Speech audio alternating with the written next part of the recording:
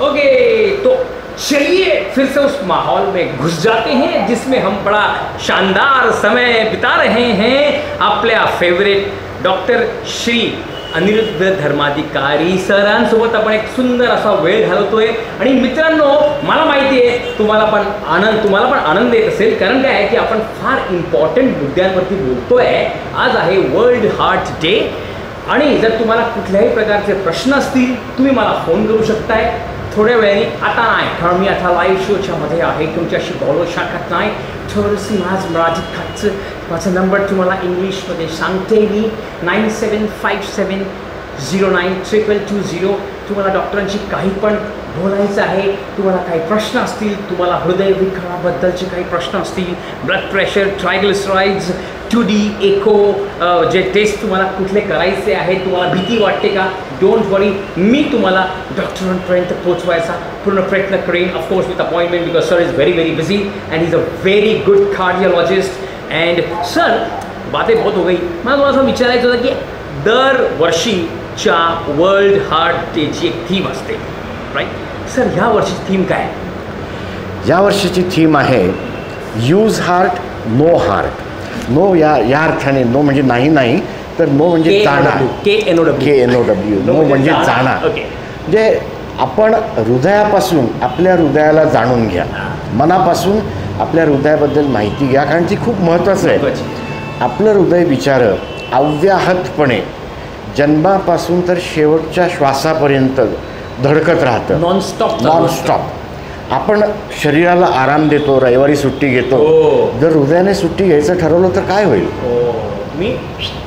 त्यामुळे अगदी जन्मापासून तर शेवटच्या श्वासापर्यंत अव्याहतपणे जे आपल्यासाठी कार्य करत असतं, अशा हृदयाची जर आपण काळजी नाही घेतली तर ते सुद्धा आपली काळजी घेणार नाही, थकून जाणार आणि तो कार्य थांबवून देणार.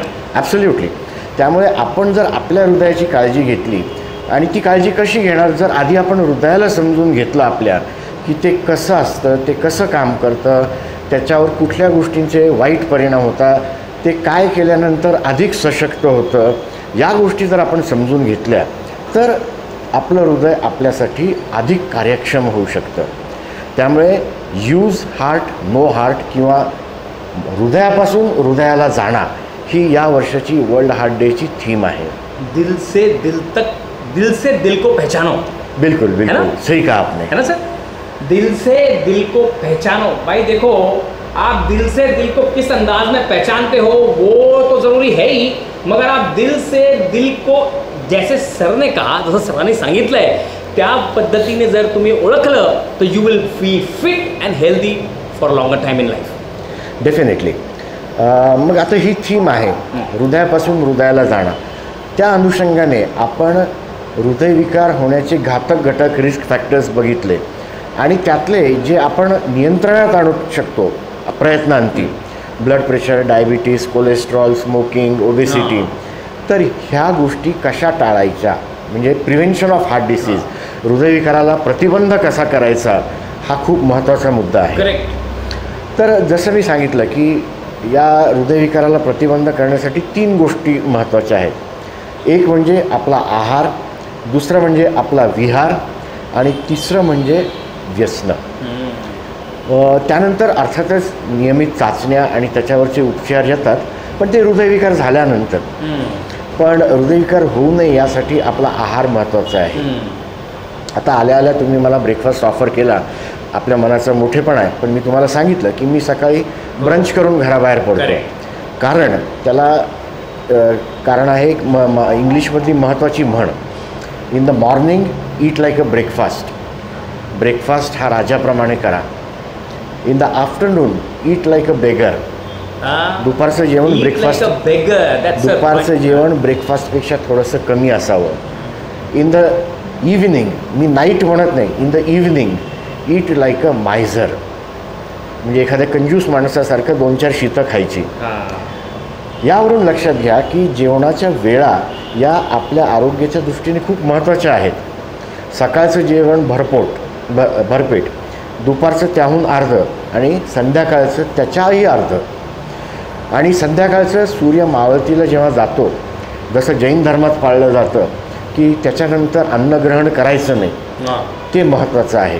अच्छा, म्हणजे रात्री जेवायचं की नाही सर? नाही जेवायचं. अच्छा, नाही जेवायचं. नाही जेवायचं. संध्याकाळी हलकं काहीतरी खायचं, प्रेफरेबली सॅलड्स, फळं, एखादा फुलका किंवा थोडासा भात, आणि 2 तासांनी झोपायचं. खाल्ल्या लगेच झोपायचं नाही, कारण आपण जे खातो त्या कॅलरीजचा, उष्मांकांचा जर शरीराने वापर केला नाही तर त्याचं चरबीमध्ये, मेदामध्ये रूपांतर होतं आणि आपलं वजन वाढत जातं. त्यामुळे जेवणाच्या वेळा, कुठल्या वेळेस किती खायचं हे खूप महत्त्वाचं आहे. आणि त्याच्यापुढे जाऊन मग आपल्या आहारात काय घटक असावेत आणि कुठल्या गोष्टी टाळाव्या, हा दुसरा महत्त्वाचा भाग येतो. तर जसं मी सांगितलं की रिफाईंड फूड्स टाळा, मैद्याचे पदार्थ टाळा, साखरेऐवजी गुळाचा वापर करा, पांढऱ्या मिठाऐवजी काळं मीठ किंवा गुलाबी रंगाचं जे मीठ असतं, रॉक सॉल्ट म्हणतो आपण, त्याचा वापर करा. तेल जे आहे ते लाकडी घाण्याचं किंवा कोल्ड प्रेस्ड असं म्हणण्याची स्टाईल येतात, तर कोल्ड प्रेस्ड ऑइल वापरा, कारण त्याच्यात सगळी जीवनसत्व, खनिज असतात. आणि जेव्हा आपण रिफाईन करतो तेल, तेव्हा त्यातून या सगळ्या घटकांना बाजू केलं जातं आणि फक्त तेल आपल्या वाट्याला येतं. तर या रिफाईंड गोष्टी टाळा. फास्ट फूड टाळा, जंक फूड जे आहे, कारण त्याच्यात मैद्याचं प्रमाण जास्त असतं, सॅच्युरेटेड फॅट्सचं प्रमाण जास्त असतं, त्याने लठ्ठपणा वाढतो. सॉफ्ट ड्रिंक्स, जे मुलांमध्ये आता फॅशन झालेली आहे, मुलांच्या पार्ट्यांमध्ये सॉफ्ट ड्रिंक्सशिवाय पार्टी होत नाही, प्रतिष्ठेचं लक्षण झालेलं आहे. त्याच्यामुळे सुद्धा साखर वाढते आणि लवकर डायबिटीस होण्याची शक्यता वाढते, वजन वाढते आणि हृदयावर ताण वाढतो. त्यामुळे आहारातल्या वेळा आणि घटक खूप महत्त्वाचे आहेत. दुसरी गोष्ट आहे व्यायाम. आता व्यायाम मुख्यतः 2 प्रकारचे असतात, एरोबिक आणि ॲनरोबिक. हे म्हणजे काय असतं? एरोबिक म्हणजे काय? तर एरोबिक म्हणजे चालणं, धावणं, दोरी उड्या मारणं, पोहणं, सायकल चालवणं, कवायतींचे व्यायाम करणं, हे एरोबिक एक्झरसाइजेस जे आपण वजन न वापरता करतो. या उलट ॲनरोबिक एक्झरसाइजेस म्हणजे जोर, बैठका, पुशअप्स, पुलअप्स, वेट लिफ्टिंग, हे सगळे ॲनरोबिक एक्झरसाइजेस झाले. दोन्ही व्यायाम प्रकार शरीरासाठी चांगले असतात, फक्त त्याचं प्रमाण लक्षात घ्या. एरोबिक एक्झरसाइजेस 45 मिनटं, ॲनरोबिक एक्झरसाइजेस 15 मिनटं. म्हणजे आपल्या हृदयालाही चालना मिळते, रक्ताभिसरणाला चालना मिळते एरोबिक एक्झरसाइजेसमध्ये. आणि ॲनरोबिक एक्झरसाइजेस, वेट लिफ्टिंग, जोर, बैठका, सूर्यनमस्कार, याच्यामुळे आपली स्नायू बळकट होतात, शरीर सुदृढ होतं. या दोन्ही व्यायाम प्रकारांनी हृदयविकाराला प्रतिबंध राखण्यास मदत होतो. तर व्यायाम महत्त्वाचा आहे. शक्यतोवर सकाळी व्यायाम करावा. सकाळी शक्य नसेल तर संध्याकाळी केला तरीसुद्धा चालतो, पण शक्यतोवर सकाळी व्यायाम केलेला शरीराला जास्त उपयुक्त ठरतो. सर, एक प्रश्न असा की आठवड्यातून किती दिवस व्यायाम, वॉक, जॉगिंग केली पाहिजे आणि किती तास केली पाहिजे, किती स्टेप्स चाललं पाहिजे, असं काही त्याला समीकरण? कारण प्रत्येकजण वेगवेगळं बोलतो या विषयावरती. नक्कीच. आठवड्यातून किमान 5 दिवस व्यायाम झाला पाहिजे. 1-2 दिवस आपण काही कारणास्तव नाही करू शकलो किंवा 1 दिवस शरीराला विश्रांती द्यायची तर ते योग्य ठरतं. तर आठवड्यातून किमान 5 दिवस व्यायाम करावा. किमान 1 तास व्यायाम करावा. जसं मी सांगितलं, 45 मिनटं एरोबिक एक्झरसाइजेस आणि 15 मिनटं ॲनरोबिक एक्झरसाइजेस. आणि त्यानंतर आपल्याला वेळ असेल तर नक्कीच योगासनं आणि प्राणायाम याचा आपल्या दैनंदिनीमध्ये समावेश करावा, कारण दोन्हीही गोष्टी आपल्या शरीराला उपयुक्त आहेत. आणि आपण प्राणायामाबद्दल परत बोलूच या जेव्हा आपण मानसिक तणावाबद्दल बोलू. नक्की. सर, जॉगिंगने म्हणजे मी जे एक्सपिरियन्स केलेलं आहे, पण जेव्हा धावतो ना तेव्हा हार्टला मस्त पंपिंग होतं. तर हाऊ विल यू म्हणजे कन्सिडर जॉगिंग करणं आणि व्यायाम करणं ह्याच्यामध्ये जास्त चांगलं काय ठरू शकतं आहे? कारण मला असं वाटतं की समजा माणसाने 1 तासभर वॉकिंग करण्यापेक्षा 20 मिनटं जर हार्डकोर चांगली मस्त जॉगिंग केली तर will it give a good result to the heart? दोन्ही सारखंच राहील. 20 मिनटं जॉगिंग करणं आणि 1 तास चालणं. कारण जॉगिंगमध्ये कॅलरीज कमी वेळात जास्त स्पेंड होतात आणि हृदयाच्या ठोक्यांची गती वाढते, स्पंदनांची गती वाढते, हार्ट रेट वाढतो. आणि आपल्याला जे व्यायामतज्ञ सांगतात की हार्ट रेट एका ठराविक लेव्हलपर्यंत नेऊन ठेवायचा आणि मेंटेन करायचा, तर ते 20 मिनटाची जॉगिंग आणि 1 तासाचं चालणं हे दोन्ही सारखंच होईल.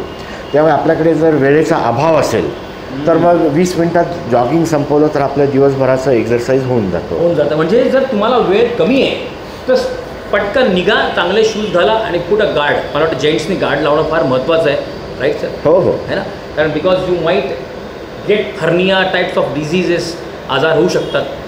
कमी शक्यता असते हर्निया होण्याची, कमी शक्यता असते. उलट वेटलिफ्टिंगमध्ये हर्निया होण्याची जास्त शक्यता असते.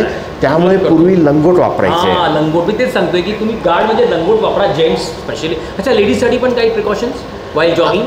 नाही, काही विशेष आवश्यकता नाही. ओके.